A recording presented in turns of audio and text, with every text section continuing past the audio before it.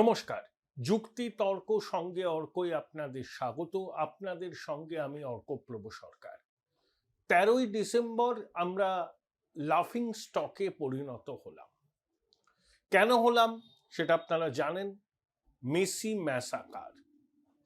Guardian থেকে শুরু করে আল জাজিরা, বিবিসি, আন্তর্জাতিক সংবাদ মাধ্যম কার্যত শিরোনাম করল যুব ভারতী ক্রীড়াঙ্গনে মেসি ম্যাসাকারকে নিয়ে।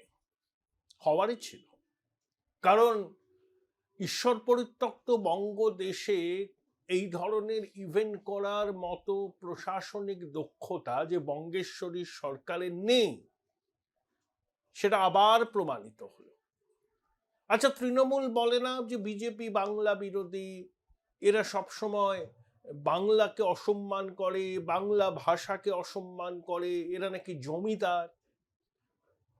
১০ কোটি বাঙালির মাথা হেঁট কারা করলো ১৩ই ডিসেম্বর সারা বিশ্বের কাছে? এই প্রশ্নের উত্তর আপনারা জানেন।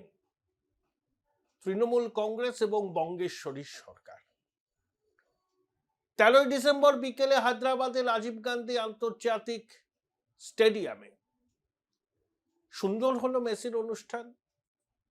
মেসিও খুব উৎসাহের সঙ্গে দর্শক গ্যালারিতে বল পাঠালেন, প্রদর্শনী ম্যাচ খেললেন। হ্যাঁ, রাজনীতিবিদরা ছিলেন তো, রেবন্ত রেড্ডি ছিলেন, রাহুল গান্ধী ছিলেন। ১৪ই ডিসেম্বর মুম্বাইয়ের ওয়াংখেড়ে স্টেডিয়ামেও মেগা শো সফল হলো। সচিন ছিলেন, দেবেন্দ্র ফডনবিস ছিলেন। কত আদিক্লেপনা দেখেছেন এখানে। বিশ্বাস ব্রাদার্স যে আদিক্লেপনা করলো, বা বসু পরিবারের সদস্য যে আদিক্লেপনা করলো, দিদিমণির পরিবারের সদস্যরা, বিশ্বাস ব্রাদার্সের পরিবারের সদস্যরা, আমলা, পুলিশ মেসিকে ঘিরে যে আদিক্লেপনা করলো, হাভাতের মতো আচরণ করলো, এর থেকেই বোঝা যায় যে এই সরকারটা ঠিক কিরকম ভাবে চলছে। এটা যে কত বড় স্ক্যাম সেটা তখনই প্রমাণিত হবে যখন কোনো হাইকোর্টের সিটিং জাজকে দিয়ে তদন্ত করা হবে। মুখ্যমন্ত্রী একটা জিনিস খুব ভালো পারেন, নিজের পছন্দের এক অবসরপ্রাপ্ত বিচারপতিকে মাথায় রেখে একটা তদন্ত কমিটি গঠন করেছেন। বিরোধী দলনেতা বলেছেন যে কালীঘাট পাড়ার এই অবসরপ্রাপ্ত বিচারপতির ক্রেডিবিলিটি কি? তিনি নাকি, বিরোধী দলনেতার অভিযোগ, কালীঘাটের ঘরের লোক। আমি শুনলাম তৃণমূলের কয়েকজন বলছেন যিনি এই তদন্ত কমিটির মাথায় আছেন তিনি একসময় দিদিমণির ভাষায় দ্বিতীয় সবুজ বিপ্লবের জনক বালু মল্লিকের খুব ঘনিষ্ঠ ছিল। একসময় দিদিমণির বাড়িতে লিগ্যাল এডের কাজকর্ম দেখাশোনা করতেন, তখন দিদিমণি রেলমন্ত্রী ছিলেন। তা সেই ভদ্রলোক কালকে তো একবারে রেগে কাঁই হয়ে গেলেন। যুব ভারতী ক্রীড়াঙ্গন ৩ ঘন্টা ধরে দেখলেন মুখ্য সচিব, স্বরাষ্ট্র সচিবকে নিয়ে সাংবাদিকদের একের পর এক প্রশ্নের কোনো উত্তরই দিলেন না। বলছেন মিডিয়া ট্রায়াল করবেন না। আরে, আপনার তদন্ত কমিটির ফাইন্ডিংস কি হবে সেটা ঘরে বসে বলে দেওয়া যায়। প্রকৃত অপরাধীদের আড়াল করবেন, দায়সারা গোছের একটা রিপোর্ট আসবে, যে রিপোর্ট হিমঘরে চালান হবে। শতদ্র দত্ত সে অবশ্যই দায়ী, কিন্তু সে একা দায়ী নয়। সেদিনকে মাঠে মেসিকে ঘিরে যে আদিক্লেপনা করছিলেন রাজ্যের ক্রীড়ামন্ত্রী সহ অন্যান্যরা, তাদের বিরুদ্ধে ব্যবস্থা নেওয়া হবে না? আর এক মুহূর্ত ক্রীড়ামন্ত্রী হিসাবে অরূপ বিশ্বাসের পদে থাকার যোগ্যতা আছে? যেভাবে কলকাতার নাম, বাংলার নাম, ১০ কোটি বাঙালির মান সম্মান ধুলোয় লুটিয়েছেন এরা, তারপরেও একজনকেও দেখেছেন যে স্বেচ্ছায় দায়িত্ব থেকে অব্যাহতি নিচ্ছেন? ক্রীড়ামন্ত্রীর বলা উচিত ছিল না যে এই যে কাণ্ড ঘটলো এর দায় আমি স্বীকার করছি, আমার আর কোনো নৈতিক অধিকার নেই ক্রীড়ামন্ত্রীর পদে থাকার, আমি ইস্তফাপত্র পাঠিয়ে দিচ্ছি? মান্যবর অরূপবাবু এই কাজটি করবেন না, এবং দিদিমণি তার ভাই অরূপ বিশ্বাসের বিরুদ্ধেও কোনো ব্যবস্থা নেবেন না। বিশেষ করে ভোট যখন দরজায় কড়া নাড়ছে, তখন ভাইদের বিরুদ্ধে দিদিমণি কখনো কোনো ব্যবস্থা নিতে পারেন? তাহলে কালপ্রিট কারা সেটা বিশ্ববাসী জেনে গেছে। তেলেঙ্গানা পারলো, মহারাষ্ট্র পারলো, আর কলকাতা ডাহা ফেল করলো। তাহলে বাংলা বাঙালির সম্মান কারা বুলুণ্ঠিত করলো বিশ্ববাসীর সামনে, এটা নিয়ে কি আর সামান্যতম সংশয় আপনাদের মনে আছে? আপনারা যারা আমার প্রতিবেদন দেখছেন তাদের কাছে অনুরোধ, আমি কৃতজ্ঞ আপনারা যেভাবে আমাকে সক্রিয় সহায়তা করছেন। আশা করি আগামী দিনেও এই সহায়তা পাবো। আপনারা যে ডিভাইসেই আমার এই অনুষ্ঠান দেখুন না কেন, সাবস্ক্রাইবার বাটনের পাশে একটা থ্যাঙ্কস বাটন আছে, সেখানে ক্লিক করলেই আপনাদের সহায়তা আমার কাছে পৌঁছে যাবে। এখন কোনোদিন এরকম দেখেছেন যে 15 বছরের শাসনকালে দিদিমণি পালিয়ে গেলেন? এলেনই না।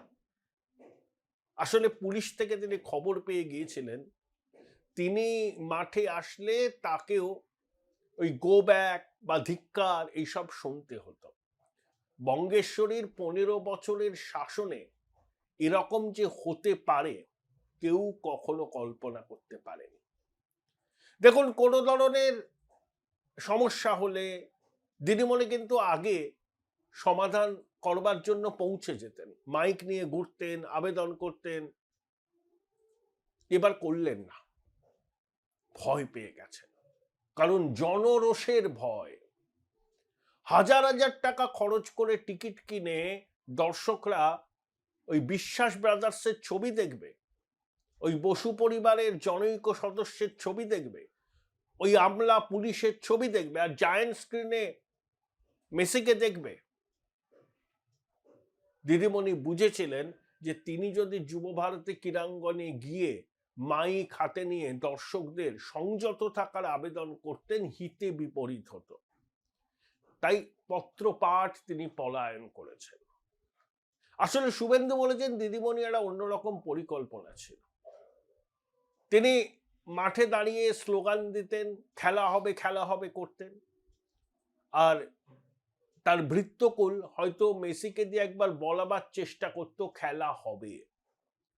তাদের দিদিমণি ওই ইয়াং জেনারেশনকে বার্তা দিতেন ভোটের আগে, দেখো মেসিও বলছে দিদিমণির স্লোগান খেলা হবে, যা ভোট পাওয়া যায়। ভোট কুড়ুনি দিদি ভোট ছাড়া কিছু বোঝেন না। আমরা তো কোনো আন্তর্জাতিক টুর্নামেন্ট আয়োজন করতে পারি না, আন্তর্জাতিক টুর্নামেন্টের গুরুত্বপূর্ণ খেলা এখানে হয় না, কোনো বড় মাপের কনসার্ট পর্যন্ত হয় না, আর আগামী দিনে হবেও না। যে কলঙ্ক লাগলো কলকাতার বুকে, বাংলার বুকে, এই দাগ সহজে মুছবে না, মুছবে না।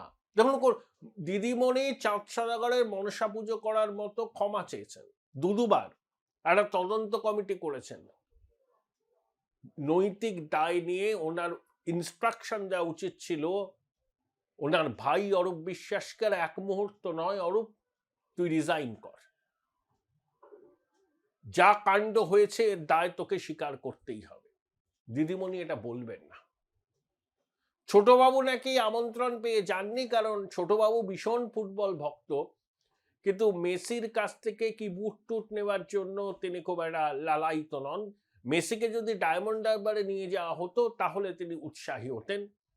শতদ্রুর সঙ্গে তার কথাও নাকি হয়েছিল, কিন্তু শতদ্রু বলেছিলেন যে সময়াভাবে মেসির সফরসূচিকে আর অদল বদল করা যাচ্ছে না।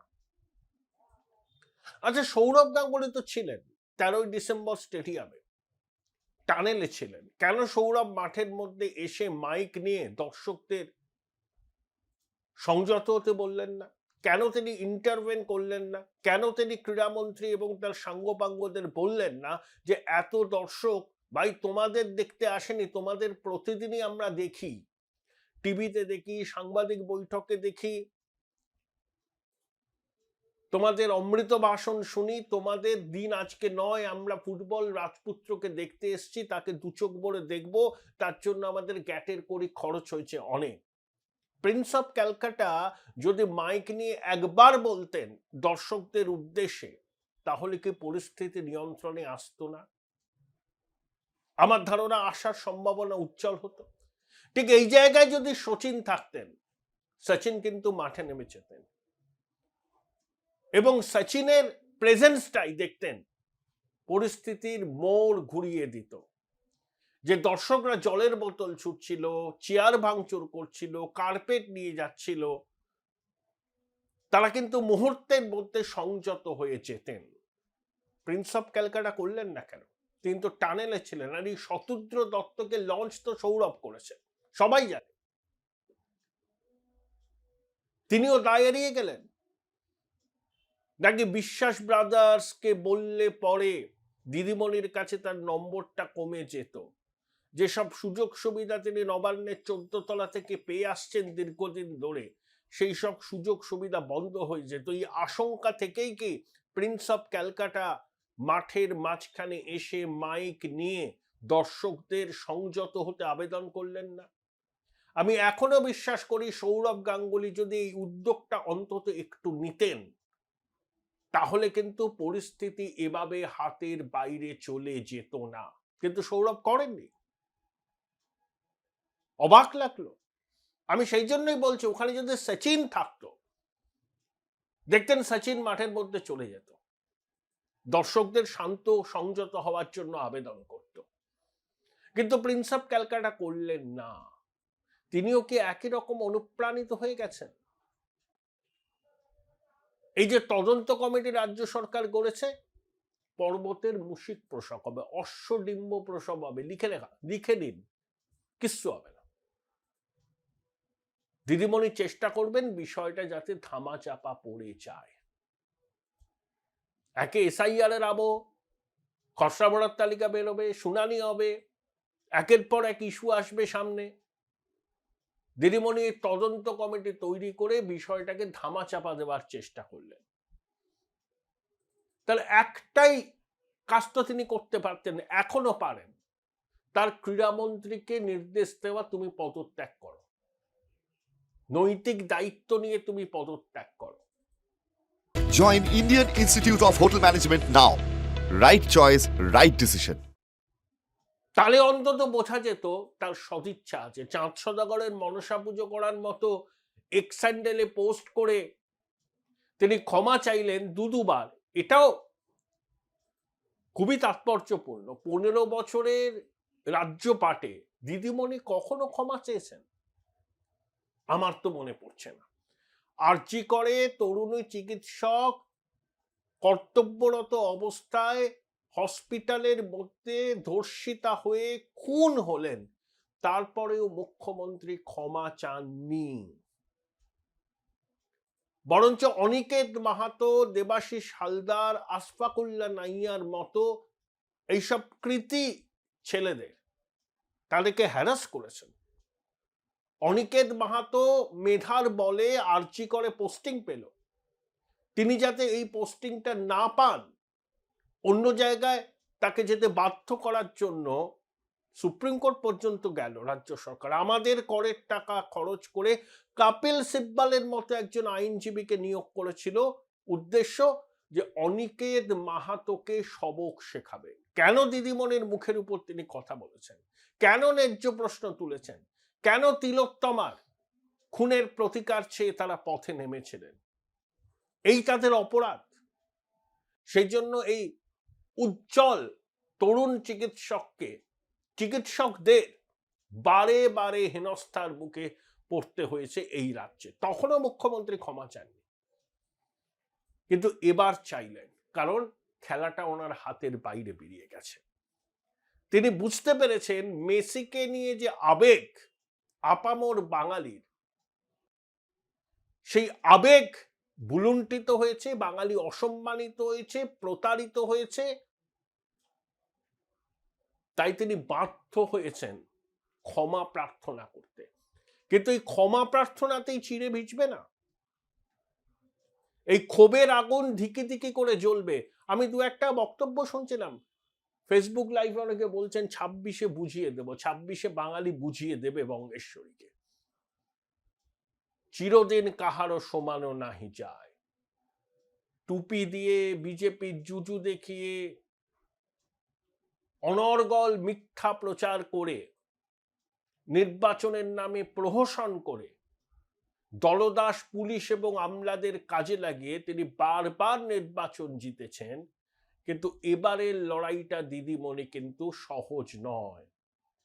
নইলে আপনি ক্ষমা চাওয়ার বান্দা নন। যখন বুঝেছেন ক্ষমা না চাইলে পরে বিষয়টা অন্য পর্যায়ে চলে যাবে।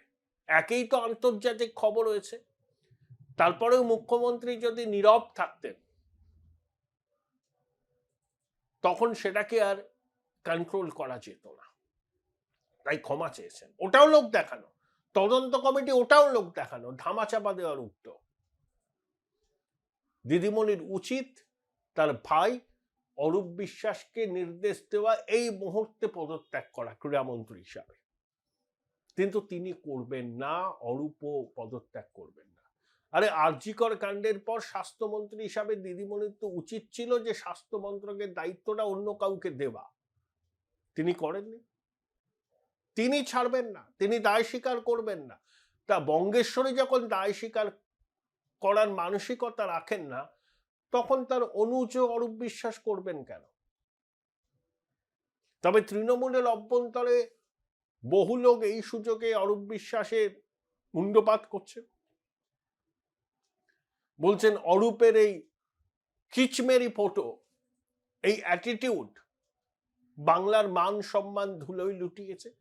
আশা করি তৃণমূল 13ই ডিসেম্বর পর থেকে আর বলবে না যে বিজেপি বাংলার অসম্মান করছে, বাংলা বিরোধী। সব থেকে বড় বাংলা বিরোধী বা বাঙালির অসম্মান যারা করলো 13ই ডিসেম্বর, তারা কিন্তু এই রাজ্যের শাসক দল, সরকার, রাজ্যের মন্ত্রীরা। সারা বিশ্বের কাছে এই শহরের ফুটবল নগরী কলকাতার মান সম্মান ধুলোয় লুটিয়ে দিল এরা।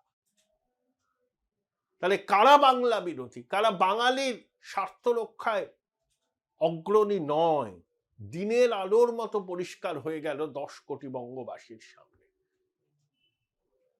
কফিনের শেষ পেরেকটা পুতল বাঙালির আবেগে, বাঙালির ঐতিহ্য, বাঙালির আত্মমর্যাদার কফিনের শেষ পেরেকটা পুতল এরা। এদের কি ক্ষমা করা যায়? গণতান্ত্রিক পদ্ধতিতে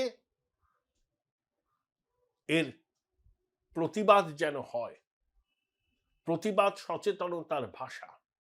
আমরা যেন প্রতিবাদ করতে ভুলে না যাই। বাংলা নাকি পথ দেখায়। দিদিমণি বলেন বিহার বাংলা এক নয়। ঠিক তো, বিহারের নির্বাচনে একটা বুথেও পুনরায় ভোটের দাবি ওঠে না, একটা রক্তপাত হয় না। আর পশ্চিমবঙ্গে ভোটের সময় কি হয় সবাই জানে। সত্যিই বিহার আলাদা, সবাই আমাদের থেকে আলাদা।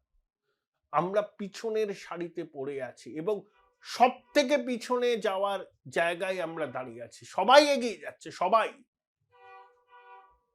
কিন্তু আমরা এগোবো না, এগোতে চাই না। আমরা কলহ করব, পায়ে পা লাগিয়ে ঝগড়া করব, সব বিষয়ে রাজনীতি করব, কেন্দ্রীয় সরকারের সঙ্গে সব বিষয় নিয়ে পায়ে পা লাগিয়ে ঝগড়া করব। এই তো রাজ্যের অবস্থা। সাথে আমি বলি ঈশ্বর পরিত্যক্ত বঙ্গদেশ। আর এই ঈশ্বর পরিত্যক্ত বঙ্গদেশের 10 কোটি বঙ্গবাসীর আবেগে, আত্মমর্যাদার কফিনে শেষ পেরেকটা পুঁতে দিল এরা। এদের ক্ষমা করা যাবে না।